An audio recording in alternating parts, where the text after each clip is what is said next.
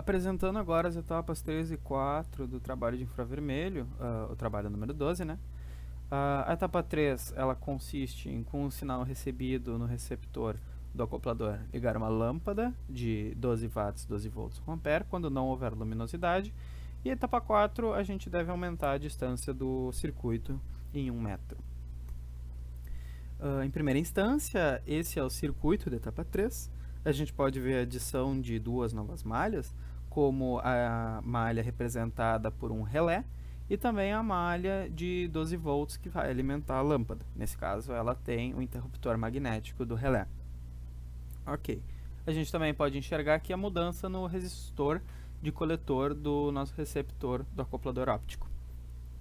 Esse resistor ele tem a sua possível mudança devido ao gráfico de corrente no coletor por corrente no LED apresentada no datasheet do acoplador óptico. Também esse resistor ele vai servir de limitador de corrente para a base do nosso transistor de controle. Esse relé ele é um relé com tensão nominal de 3 volts, corrente nominal de 120 mA, e de acordo com essa tabela apresentada aqui no Fórum de Eletrônica Stack Exchange, a gente pode ver que a resistência da bobina dele vai ser de 25 ohms aproximadamente. O diodo à sua esquerda é um N4007 e ele vai servir de segurança para o resto da malha. Por quê? Como nós sabemos, o nosso relé é uma bobina e digamos que nós carregamos ele com uma devida corrente. Esse transistor ele vai estar em saturação O ativo, então ele vai estar carregado, a bobina, né? E quando nós cortarmos o nosso transistor, vai se formar entre o coletor e o emissor o mesmo efeito que um circuito aberto. Como nós sabemos, a nossa bobina ela tende a permanecer a corrente fluindo até que se descarregue em direção ao terra. E o que acontece? Como nós teremos uma grande resistência, porque é o mesmo efeito que um circuito aberto, uma grande resistência com uma corrente pode resultar numa grande queda de tensão entre o coletor e o emissor. E isso pode acabar danificando o transistor de controle, assim tornando o projeto inviável. Com o diodo, vai se oferecer um caminho muito mais simples para dissipar toda aquela potência acumulada na bobina. Então, o nosso transistor de controle ele é um BC337, apresentado aqui nesse datasheet, que a gente vai ter o seu beta arbitrado aproximadamente em 120, e para constar nas informações ele vai ter 0,7 volts de tensão de saturação. Além do mais, sua corrente C máxima é 800 mA. Passando agora para a simulação do circuito, nós temos o nosso LDR, aqui representado por um potenciômetro, com uma baixa resistência. Isso quer dizer, tem luz sobre o nosso LDR. Uma baixa resistência aqui vai possuir uma queda de tensão no nosso polo negativo do amplificador operacional, menor do que no polo positivo, ou seja, a nossa saída do amplificador operacional vai ser alta. Como visto anteriormente, a corrente vai ser aproximadamente 20 mA, e uma corrente de 20 mA no LED apresenta uma corrente de 15 mA no coletor. 15 mA no coletor vai tornar uma queda de tensão de 49,5 volts sobre esse resistor. Porém, como a nossa alimentação é 5 volts, a gente vai acabar vendo que sobre o nosso transistor vai ter uma tensão negativa. Porém, isso não tem como acontecer entre o coletor e o emissor. Ou seja, ele vai estar em saturação. Como ele vai estar em saturação, a tensão de saturação dele é 0,5 volt. A gente vai ter 0,5 volt coletor-emissor e 4,5 volts sobre esse resistor, portanto. Assim, a corrente no coletor vai ser de 1,36 mA. Como a nossa a tensão VBE do transistor de controle é 0,7 e a tensão em paralelo com ele é 0,5 volt, ele não vai estar ativo, então o nosso relé não vai estar funcionando também. Quando não houver luz, a resistência do LDR aumenta, a queda de tensão no polo negativo fica maior que no positivo, e então a saída do amplificador operacional se torna baixa. sem nenhuma corrente no LED infravermelho, não temos corrente no coletor do receptor. Ou seja, a malha que fica ativa é a malha do transistor de controle.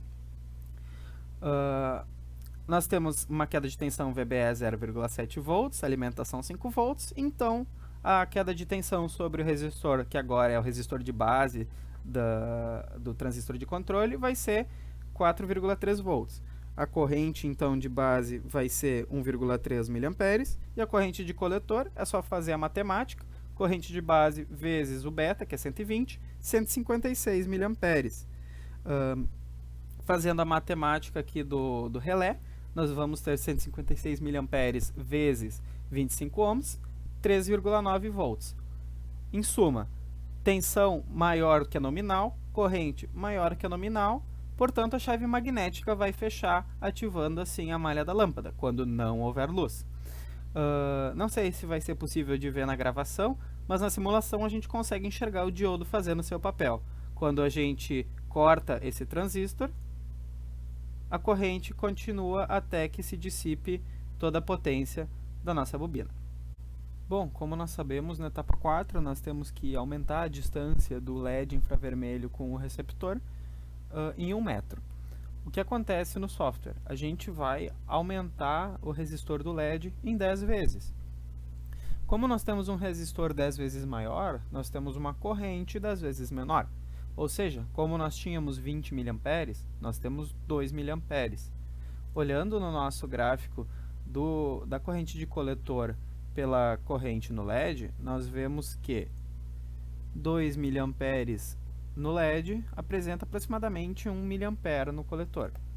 Com 1 mA no coletor, nós vamos ter uma queda de tensão sobre o resistor de coletor de 3,3 volts, portanto, 1,7 volts VCE. Porém, como nós temos a junção base-emissor do transistor de controle em paralelo com a junção coletor-emissor do receptor do optoacoplador, e como a tensão VCE do acoplador é maior que 0,7 volts, o transistor de controle vai conduzir.